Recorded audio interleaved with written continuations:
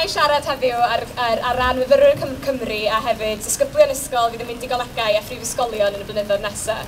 Mae bod yn fyfyriwr sy'n Gymro'n ein Gymraes yn fantais fawr erbyn hyn yn ôl bob golwg. Mae cyhoeddi'r Llywodraeth Cynulliad yn gynharach yr wythnos yma wedi plesio ni'n fawr fel myfyrwyr. Maen nhw wedi addo na fydd myfyrwyr o Gymru yn gorfod talu mwy na'r ffïoedd presennol o tua 3,300 y flwyddyn am o leiaf o 6 blynedd nesaf. Mae hyn yn wir am fyfyrwyr sy'n astudio yma yng Nghymru neu dros y ffin yn Lloegr, yr Alban neu Ogledd Iwerddon. Mae hyn yn amlwg wedi cynddeiriagu'r rhai wleidyddion a phapurau newydd Lloegr.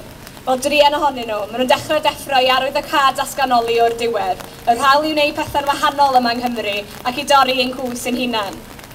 Ond mae'r rhaid i ni gofio, mae dim ond 1,000 o bunnoedd y ffïoedd yma yng Nghymru tan eleni. Mae yna lawer yn ansicr hefyd oherwydd y gwahaniaeth amlwg rhwng Cymru a Lloegr. Sut bydd hyn yn effeithio ar ddyfodol addysg uwch yng Nghymru er enghraifft? Dyma un o'r cwestiynau sylfaenol nad oes gan neb yr ateb iddo ar hyn o bryd. Mae yna filoedd o fyfyrwyr a disgyblion trwy Gymru wedi bod yn gwrthdystio'n barod yn erbyn y codiadau yn y ffïoedd yn Lloegr. Mae yna deimladau cryfion iawn ymhlith myfyrwyr am pa mor anheg i'r sefyllfa. Da ni wedi gweld hynny ar y strydoedd yn barod. Mi aeth o dros 2,000 ohono ni o Gymru i'r brotest yn Llundain oedd yn arwydd clir o'r teimladau cryfion ar draws ein colega, a hynny cyn i ni wybod be fyddai penderfyniad Llywodraeth y Cynulliad. Mae ganddon ni Lywodraeth yn Llundain sy'n llawn o bobl sydd wedi cael addysg breintiedig, llawer mewn ysgolion bonedd. Dyma'r union bobl sydd am ei gwneud yn amhosib i'r myfyrwyr fedru fforddio mynd i'r brifysgol yn y dyfodol. Dyma'r criw sy'n taflu arian at arfau rhyfel ac yn gwario biliynau ar ymladd yn Afghanistan. Ia, biliynau a nid miliynau, heb sôn am y bywydau sy'n cael ei gwastraffu.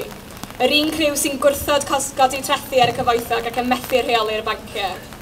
Mae'n hollol amlwg erbyn hyn fod doriadau cyffredinol i addysg uwch fel mewn sawl maes arall. Os bydd cynnydd mewn ffïoedd yn Lloegr yn cael ei basio gan yr Rhyddfrydwyr a'r Tyriaid yn San Steffan, bydd hyn yn costio miliynau i Lywodraeth Cymru. Dylai pawb gael yr opsiwn o fynd i'r brifysgol.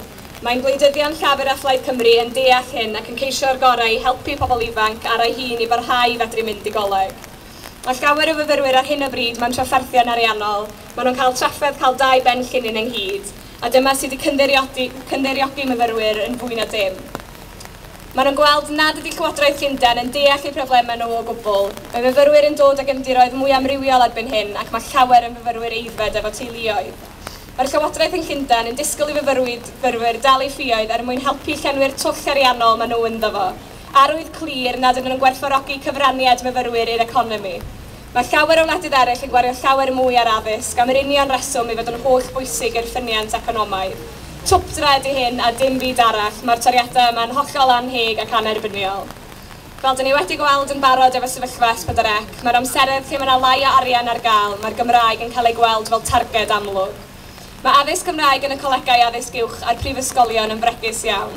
Bydd y toriadau yn peryglu'r cynnydd bychan yn diweddar sydd wedi bod yn y ddarpariaeth yma. Yma ym Mangor, mae yna bryder mawr am ddyfodol llawer o'r adrannau sydd wedi arloesi efo dysgu drwy'r Gymraeg. Mi fyddwn ni'n dal i bwyso ar ein colegau yma yng Nghymru i ddiogelu cyrsiau drwy gyfrwng y Gymraeg ac i roi cefnogaeth i ehangu'r Coleg Ffederal. Da ni'n falch o weld ymrwymo'r Llywodraeth y Cynulliad i'r Coleg Cymraeg Cenedlaethol newydd. Mi fyddwn ni fel myfyrwyr yn para i ymgyrchu yn erbyn y toriadau. Yn olaf, mae'n amlwg fod yna gyfnod anodd ymgyrchu o'n blaenau.